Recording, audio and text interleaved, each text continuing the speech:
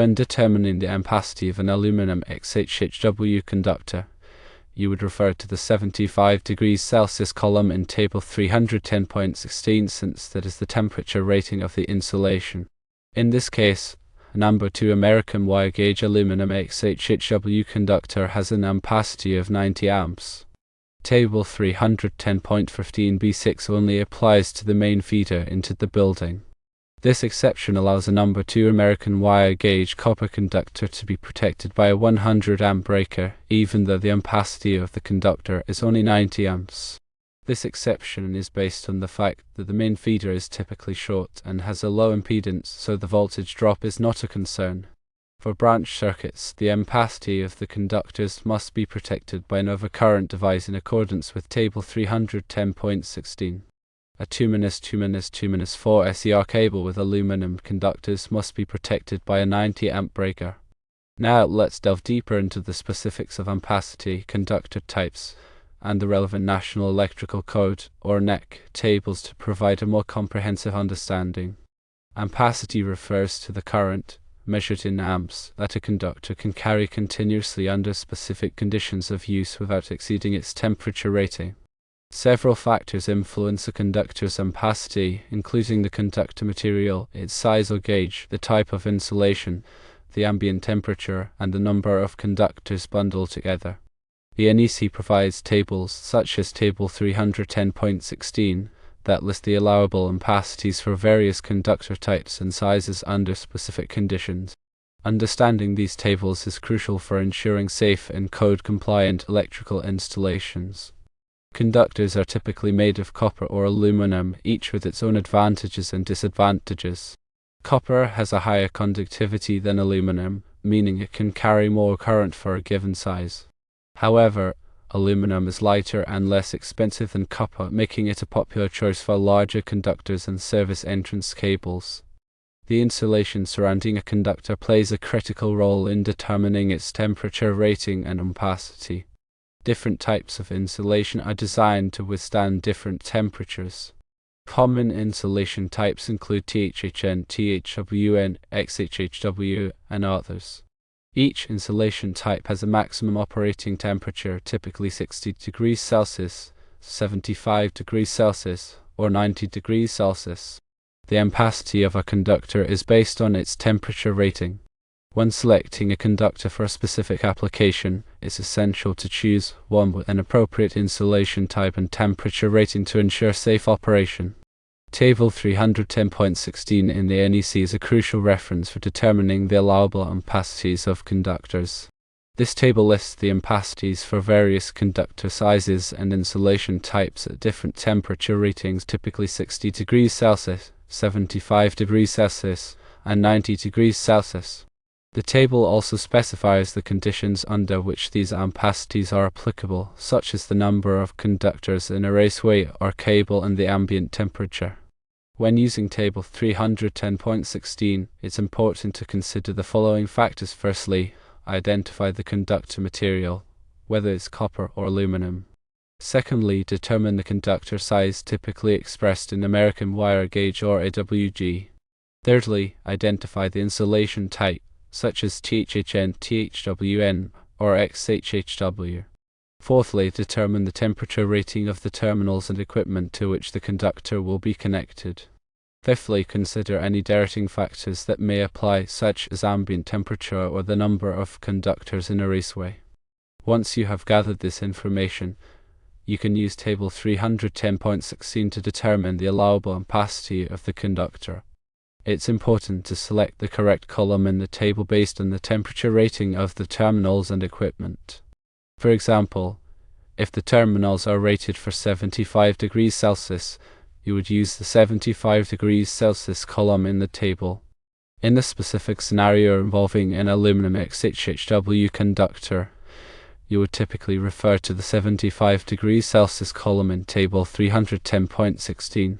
This is because most terminals and equipment are rated for 75 degrees Celsius. A number 2 American wire gauge aluminum XHHW conductor has an ampacity of 90 amps when used in a 75 degrees Celsius application. It is important to note that Table 310.15b6 provides an exception for the ampacity of service entrance conductors in dwelling units. This exception allows a reduced conductor size to be used for the main service entrance conductors under certain conditions. Specifically, it allows a number 2 American wire gauge copper conductor to be protected by a 100 amp breaker, even though the ampacity of the conductor is only 90 amps. This exception is based on the assumption that the main service entrance conductors are typically short and have a low impedance, which minimizes voltage drop. However, this exception only applies to the main service entrance conductors and does not apply to branch circuits or feeders within the building. For branch circuits and feeders, the ampacity of the conductors must be protected by an overcurrent device, such as a circuit breaker or a fuse, in accordance with Table 310.16. This means that the overcurrent device must be sized no larger than the allowable ampacity of the conductor. In the case of a 2-2-2-4 SER cable with aluminum conductors, the cable must be protected by a 90 amp breaker. This is because the number 2 American wire gauge aluminum conductors in the cable have an ampacity of 90 amps. Using a breaker larger than 90 amps would violate the NEC and could create a fire hazard. The neutral conductor in the 2-2-2-4 SER cable is typically smaller than the phase conductors. In this case, the neutral conductor is a number 4 American wire gauge aluminum conductor. The ampacity of the neutral conductor must also be considered when selecting the appropriate overcurrent device. In general, the neutral conductor should be sized to carry the maximum unbalanced load. The NEC provides guidelines for sizing neutral conductors in various applications. When working with electrical systems, it's essential to follow all applicable codes and regulations, including the NEC. The NEC is a comprehensive set of standards that provides guidance on the safe installation and operation of electrical systems. It's important to consult the latest edition of the NEC and any local amendments to ensure compliance. In addition to the NEC, it's also important to follow the manufacturer's instructions for all electrical equipment and components. The manufacturer's instructions provide specific information on the proper installation, operation, and maintenance of the equipment. Ignoring the manufacturer's instructions can lead to equipment damage, safety hazards, and code violations. When working with electrical systems, always prioritize safety. Firstly, to energize the circuit before working on any electrical components. Secondly, use appropriate personal protective equipment, such as gloves and safety glasses. Thirdly, test all circuits to ensure they are de-energized before working on them. Fourthly, follow all lockout-tagout procedures to prevent accidental re-energization of the circuit. Fifthly, if you are not comfortable working with electrical systems, hire a qualified electrician. Electricity can be dangerous, and it's always best to err on the side of caution. In summary, determining the correct ampacity and breaker size for aluminum XHHW conductors requires a thorough understanding of the NEC conductor types, insulation ratings, and equipment specifications. Table 310.16 is a crucial reference for determining the allowable ampacities of conductors, while Table 310.15b6 provides an exception for service entrance conductors in dwelling units.